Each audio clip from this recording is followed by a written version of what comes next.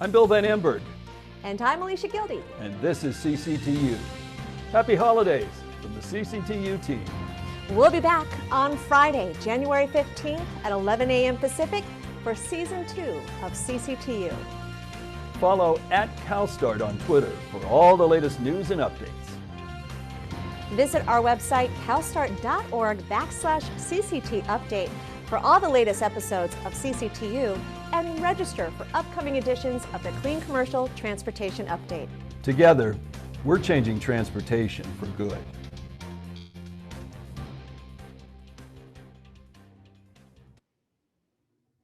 Hello, friends. Happy New Year and welcome back to Season 2 of CCTU, the Clean Commercial Transportation Update.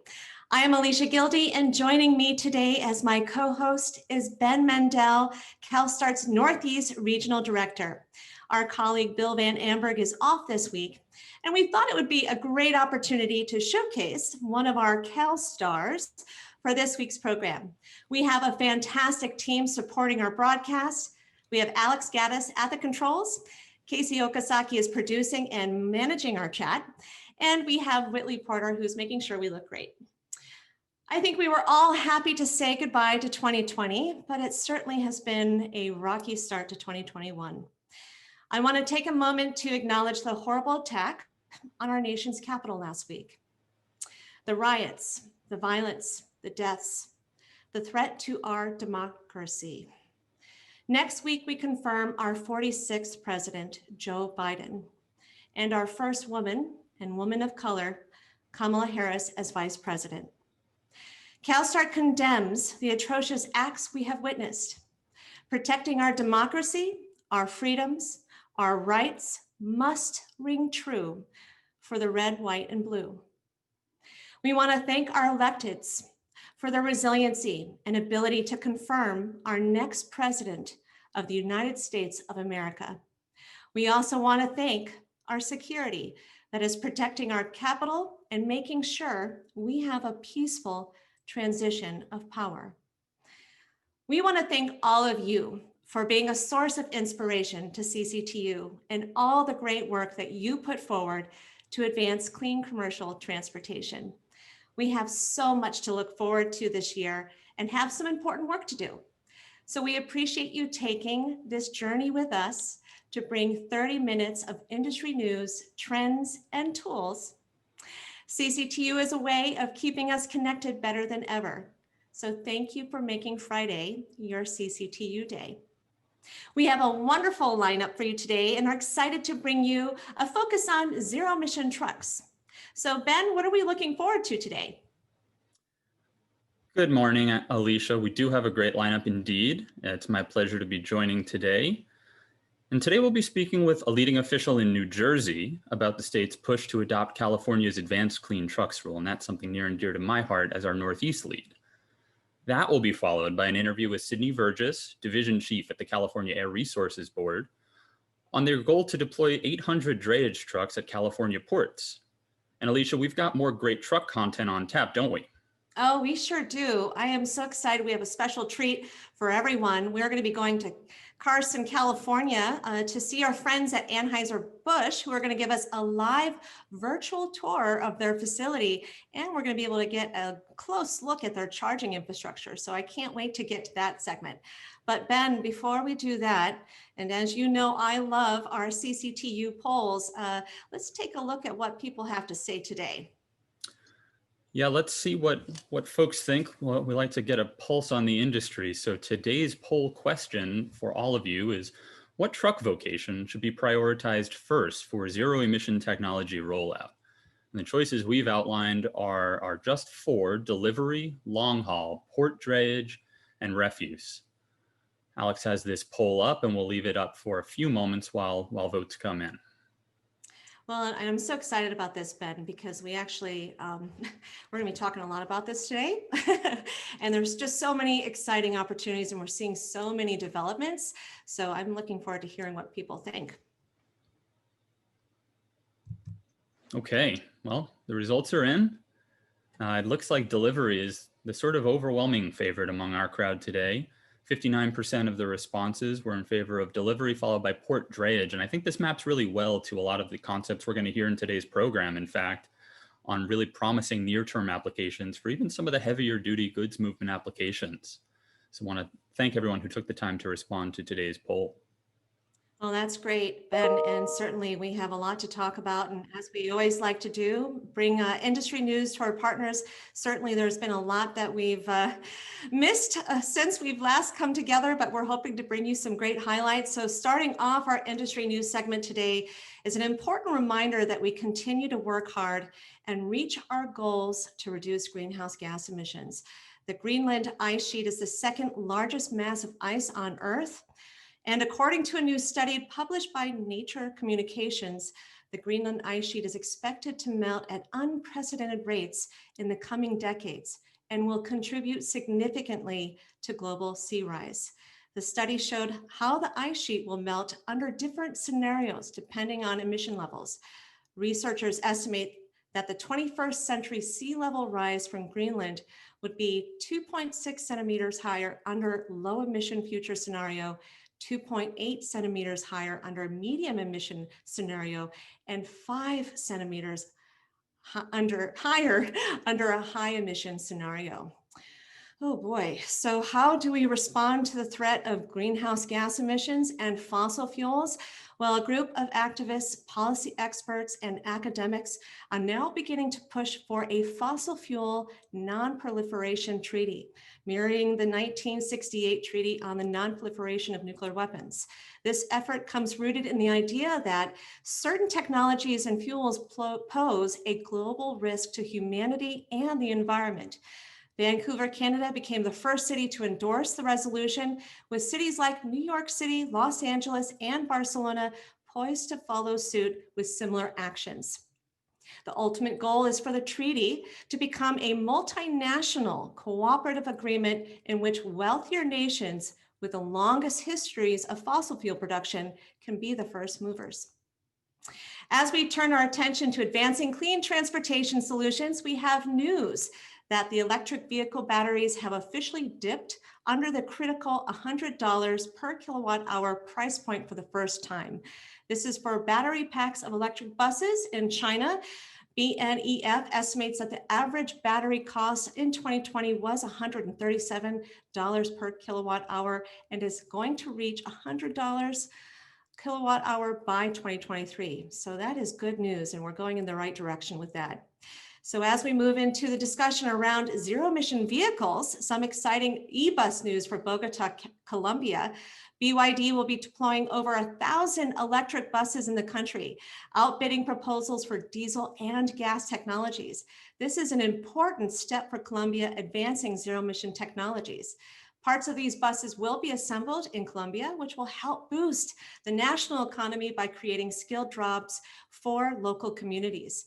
This commitment will improve the quality of transportation services, reduce carbon emissions, and help protect the environment. Staying on the topic of BYD, while getting into today's CCTU topic on electric trucks and a partnership we will be featuring later in the broadcast between Anheuser-Busch and BYD.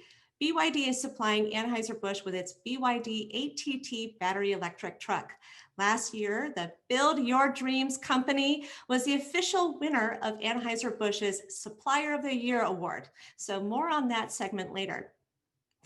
CCTU is excited to recognize a new partnership effort between our friends of the North American Council for Freight Efficiency and the Rocky Mountain Institute, entitled Run on Less Electric. Starting in September of 2021, RUN will showcase electric trucks in everyday operation and the actions needed to accelerate their adoption. We see this as an important opportunity to highlight progress, share best practices, and help the e-truck adoption move forward. During our webcast next month, we will be bringing our friend Mike Roth with NACFE to tell us a little bit more about this transformative project. All right, so turning our attention to national news, and in the home of the state of CCTU, last week, Governor Newsom put forward a budget proposal sending a clear signal on clean transportation. On January 7th, Governor Newsom presented a $4.5 billion economic stimulus that included a $1.5 billion budget to subsidize the purchase of zero-emission passenger and commercial vehicles. This funding plan will provide a multi-year funding mechanism to help consumers purchase electric vehicles while helping the state meet its greenhouse gas emission reduction goals. Ben, with all the news we have in clean transportation in the Northeast, we couldn't be luckier to have you on the program to provide that update. And I thought it might be a bit more appropriate. So tell us, what is happening in your neck of the woods? Well, I appreciate the chance to do some quick hits on Northeast items. And starting where I'm based in New York, over the holidays, Governor Andrew Cuomo announced $20 million from the state's Volkswagen settlement program, that it's now available to get more clean buses on the roads in disadvantaged communities statewide. This includes $16.4 million towards zero-emission transit buses for 5 of the state's largest transit agencies, as well as another $2.5 million for clean school bus technologies. CALSTART and NYSERDA will host a webinar on January 27th to discuss the new school bus funding in particular that's now available through the New York Truck Voucher Incentive Program. A little further up I-95, the Commonwealth of Massachusetts ended the year 2020 by setting a deadline for gas car sales. In its 2050 decarbonization roadmap, the Massachusetts Executive Office of Energy and Environmental Affairs pledged that it would require light-duty vehicle sales to be 100% zero emissions by 2035. Massachusetts becomes the first state to adopt such a target since California Governor Gavin Newsom made a similar announcement for his state last year. Finally, and not to be outdone, over the holidays, New Jersey quietly made a really important announcement that we wanted to make sure received its due. New Jersey's Department of Environmental Protection announced that it would issue a proposed rule to adopt California's Advanced Clean Trucks regulation in early 2021. This makes New Jersey the first state to take definitive steps towards adopting the ACT rule. And fortunately, as luck would have it, we are thrilled to be joined today by Peg Hanna. Peg is the Assistant Director of Air Monitoring and Mobile Sources at NJDEP. Now, Peg, welcome to the program. And before we dive in on this exciting, hot off the presses news, can you first tell us a bit about the work New Jersey agencies are doing to facilitate cleaner trucks? Yeah, definitely. Thank you for having me, Ben and Alicia. This is really an exciting time for New Jersey and for DEP specifically under the leadership of Governor Murphy and, well, as of today, former Commissioner McCabe, Acting Commissioner Sean LaTourette. In my 30-year history at DEP, the majority of that is focused on transportation. So I'm particularly thrilled at the momentum that we have right now. Half of our Volkswagen money has already been allocated for medium and heavy duty electrification, and we expect the other half to be allocated very shortly. All of that is in environmental justice communities, and we've spread it out over a variety of use cases and vehicle types so that we can get really good experience in different market segments. We are also looking forward to investing our RGGI, our Regional Greenhouse Gas Initiative proceeds, in medium and heavy duty electrification in partnership with our sister agencies, Economic Development Authority and our Board of Public Utilities. And if I have time for just one more, I wanted to mention that the MOU that Governor Murphy and many other states in the Northeast signed with NESCOM to develop a regional action plan for increased deployment of medium and heavy duty vehicles is really a significant step. That collaboration, the importance of that collaboration really can't be understated. Well, Peg, it is so great and such an honor to have you on our program. I've known you for so long. It's just so great to have a friend on our program, and great work to you. And certainly we are thankful for the commissioner's great work and her time that she's been putting into advancing environmental goals and really helping to keep New Jersey clean. So we're so excited to talk about this new policy measure to advance clean trucks. And I wanted to ask you, why is it important to New Jersey to take this very important step to adopt a similar policy to California's advanced clean truck? Yeah, that's a great question. And I guess I just wanted to clarify just slightly that we are proposing to adopt their regulation. I don't want to predispose the outcome. We still have an Administrative Procedure Act that we need to follow. But why are we out front? I think there's two reasons primarily. One, we know that when we look at the emission inventory in New Jersey, 42% of greenhouse gas emissions are from transportation. In addition to that, even though climate is the focus of the day, we can't forget about the criteria pollutants, which also have harmful effects, both on the environment and on human health. So we know that 70% of our NOx emissions and 25% of our PM 2.5 emissions are also from the transportation sector. I think the report that we recently issued showed that we really need to pull out all the stops in order to meet our 2050 goals of getting an 80% reduction below our 2006 baseline. I think the second reason we wanted to take such an aggressive measure is because of our EJ communities. We are one of the most densely populated states in the country, and that really compounds the impact of having 6 million cars and 500,000 medium and heavy duty trucks traveling on our roads and through our communities, especially those communities that are disproportionately burdened by pollution from vehicles. Thanks for that, Peg. Those are certainly valid and laudable motivations. Seeing though, as you guys don't really have much of a blueprint to follow because you're the first state to signal that you're going to explore adopting this groundbreaking regulation. Can you share with us a little bit? You started to allude to the process, but what does the process look like from developing a draft regulation to the stakeholder process that follows? So let's say we propose in April, formally propose a rule in our New Jersey register. That would be followed by likely a 30 to 60-day comment period. And then we go through the process of evaluating the comments and determine if we need to make any changes to the proposal. And that would then be obviously followed by adoption, barring any outstanding issues or challenges. So my best guess is an adoption before the end of 2021. Of course, we have to wait for California to get a waiver of preemption under the Clean Air Act from EPA before we can start implementing and enforcing our rules. But we're hopeful that under this new federal administration that starts next week, that will be a relatively straightforward process. Well, Peg, this sounds really, really exciting and really important. And just real quickly before we have to move on, and it's been great to have you.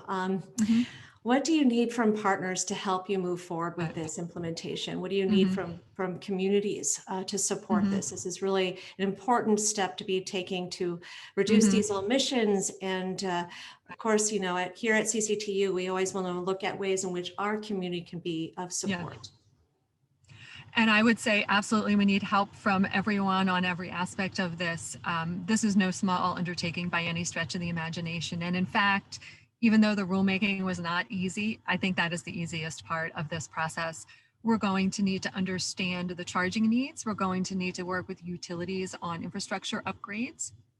We need to be thinking about things like demand charges and time of use rates.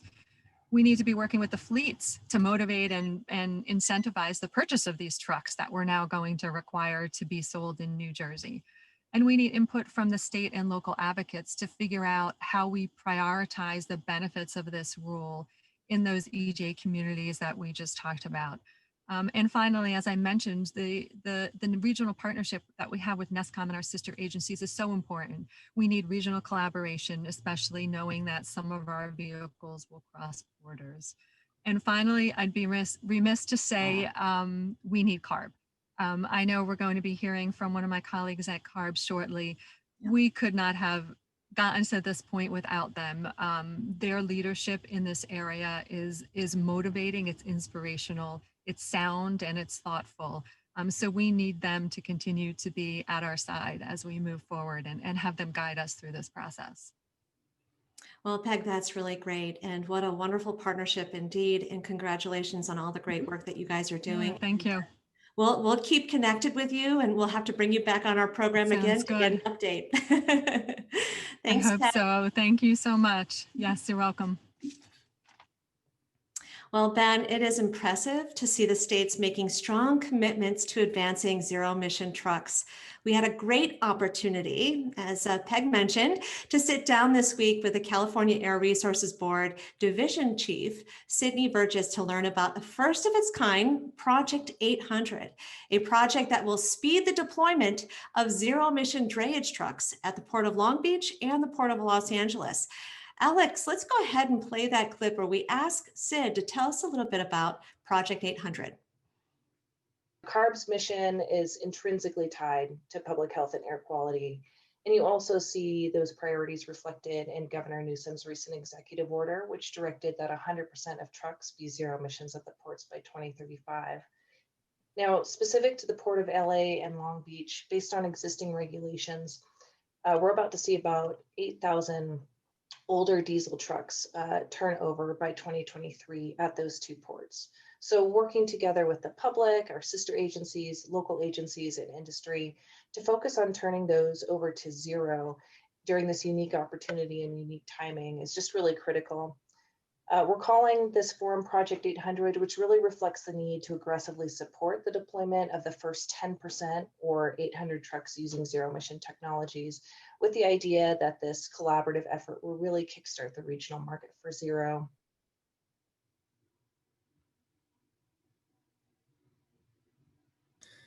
Wow, 800 drayage trucks. That seems like a Herculean task, and that's just the first 10%. Alicia, this effort is clearly going to take commitment from a lot of diverse partners to accomplish its goal. Let's hear what Sydney had to say about who the critical players will be and what the industry needs to do in order to bring Project 800 to fruition. There are a number of really important stakeholders at play here. For one, industry is really critical for the success of this effort.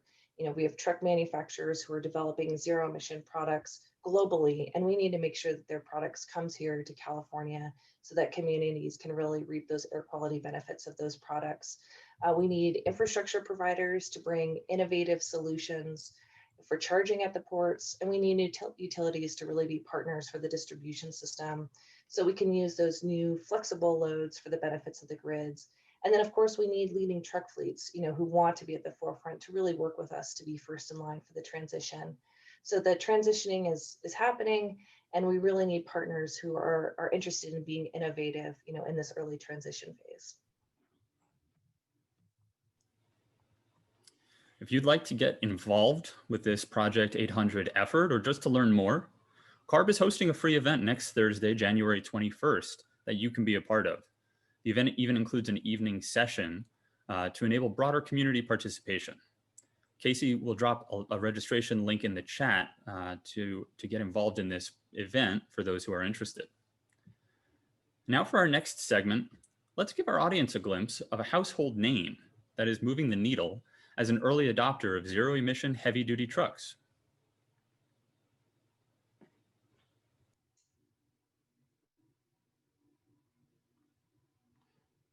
Alex, you want to play that clip?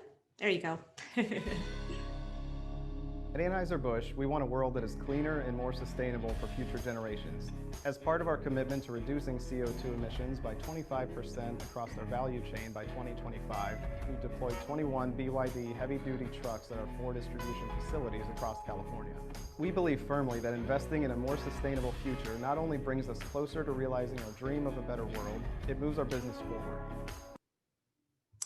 Wow, what a great clip. And joining us live from Carson, California is Phillip Hughes, who's the Director of Operations at Anheuser-Busch.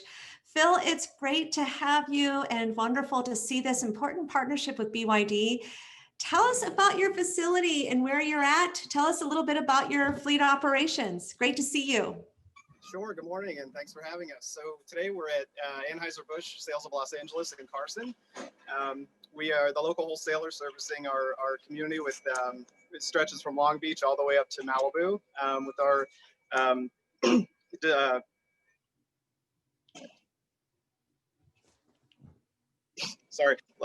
so from Long Beach to Malibu, what we have is our normal day in our operation is going to be we run about 26 routes, and that covers around 1,400 miles on a given day, and then about 10% of that through our partnership with BYD, the Center for Transportation and the Environment, and ENGIE, we're covering about 10% of our footprint currently with emission-free trucks.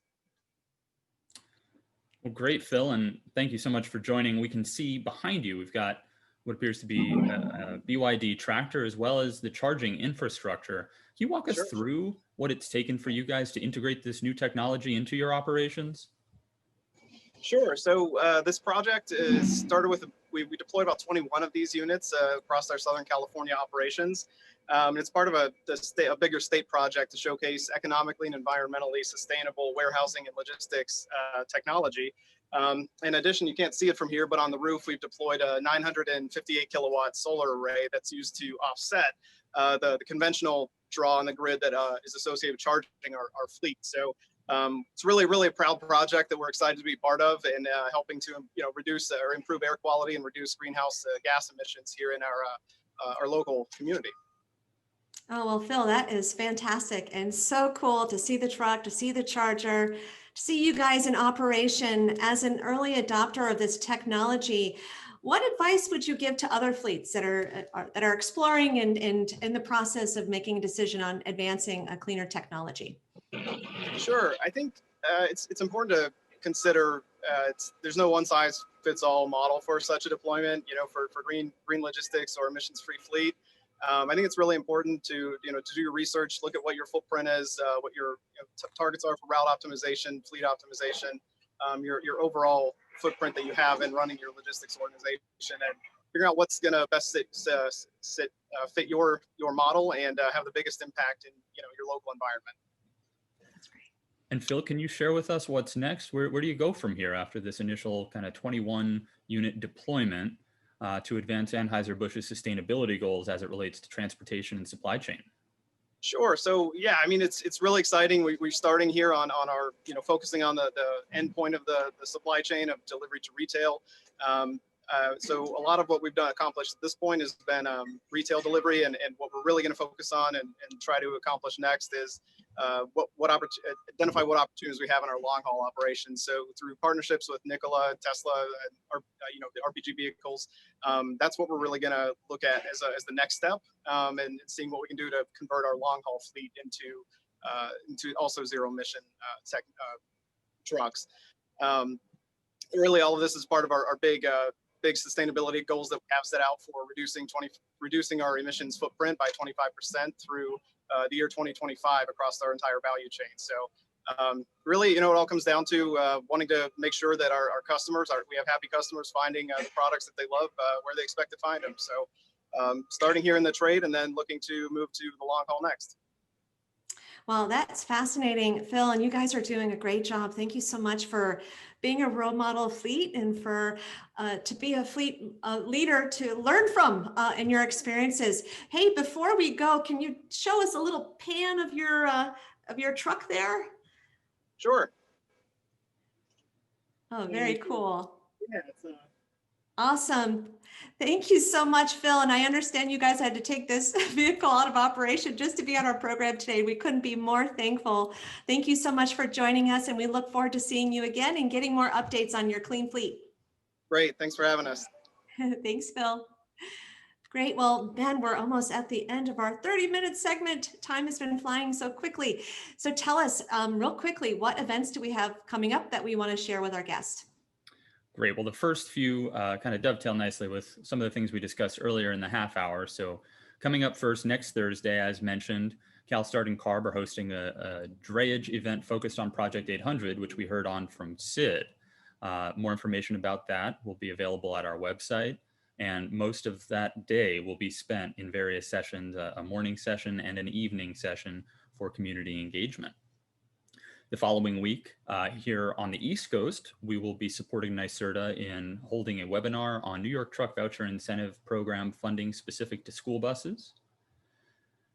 At the beginning of February, we're going to get our Midwest team involved. Our great colleagues there will be convening the latest installment of the Midwest Zero Emission Bus Working Group. That is specific to transit providers, of course.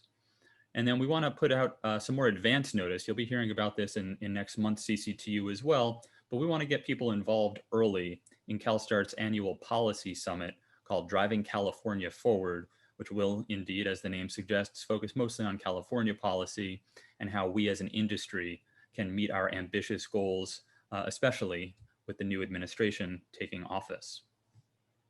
Great, Ben. Well, thank you so much for that. And everyone, I know that Casey's putting information about those events in chat, so please check them out. Ben, I just want to say thank you for being such a wonderful co-host. I couldn't be more lucky to have you on, my friend. Well, friends, our 30-minute program went by quickly, didn't it? Before we go, we wanted to let you know that CCTU will have an intersession over the remainder of the winter season, and we'll be hosting our next CCTU program on Friday, February 19th and March 19th. We are in the process of lining up an exciting spring and summer schedule, and we'll be returning to our weekly webcast in April.